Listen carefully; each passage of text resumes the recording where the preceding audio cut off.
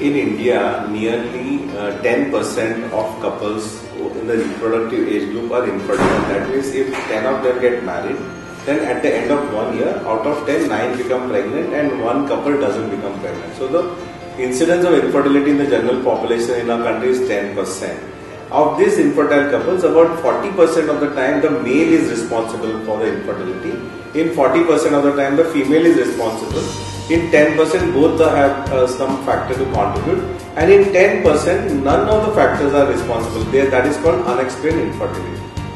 If the men, as I told you, comprise 40% of infertile population among the infertile couple, and in men there are many causes that contribute to infertility. They may be developmentally, the testes may not be well developed.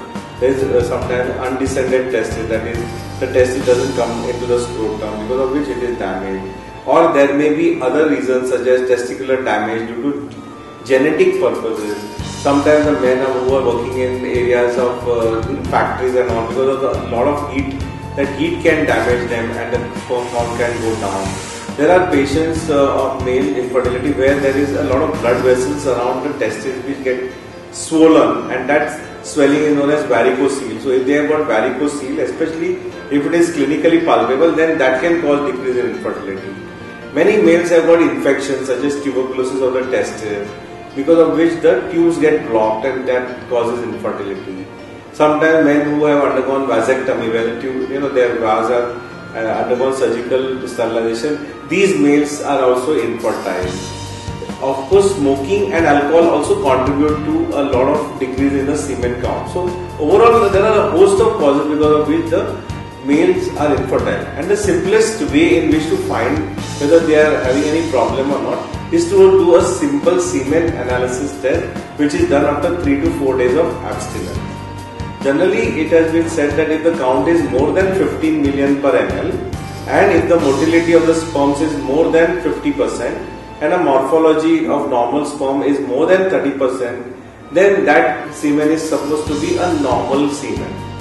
If any of these parameters are abnormal, like count is low, or motility of the sperm is poor, or they are abnormal looking sperms and there are a lot of them, then we call that there is a male factor infertility. As far as the female is concerned, in female infertility there are also a lot of causes. In females, some of the females have got absence of the uterus, means by at birth only the uterus may be absent. Or many of our women in our country, they suffer from genital tuberculosis, where the uterus can get permanently damaged, or there may be multiple fibroids in the uterus. It's called adenomyosis or fibroids of the uterus. That can cause infertility. The tubes in many of the women can get damaged and blocked due to general infections or tuberculosis infections, or due to endometriosis, and that can also lead to infertility. Then we have got something called a polycystic ovarian disease, where a lot of eggs mature at the same time, but none of the eggs really come out, and there is a lot of anovulation, and that can contribute to infertility. As I just now mentioned, there is a lot of patients who have got endometriosis. Normally in the uterus there is a lining of the womb that is called the endometrium, but if that lining is found in the abdomen, it is called endometriosis. And endometriosis now is commonly seen amongst Indian women, and that also can lead to infertility.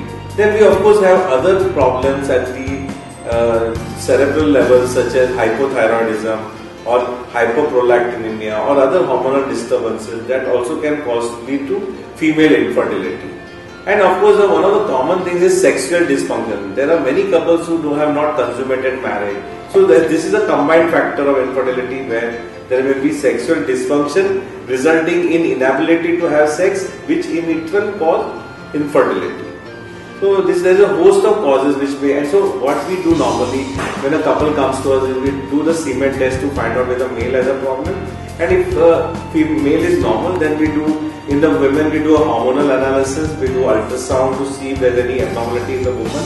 Then we do a laparoscopy, where we put a telescope through the navel into the abdomen to check out if there is anything wrong in the uterus or the tubes or the ovaries, and at the same time we also do a hysteroscopy, wherein we put a telescope into the cavity of the womb through the vagina and check out the cavity, whether there is any problem in the uterine cavity as such. And then we also have another test called the hysterosalpingography. So all these tests are done to find out what exactly is the cause of female and male infertility.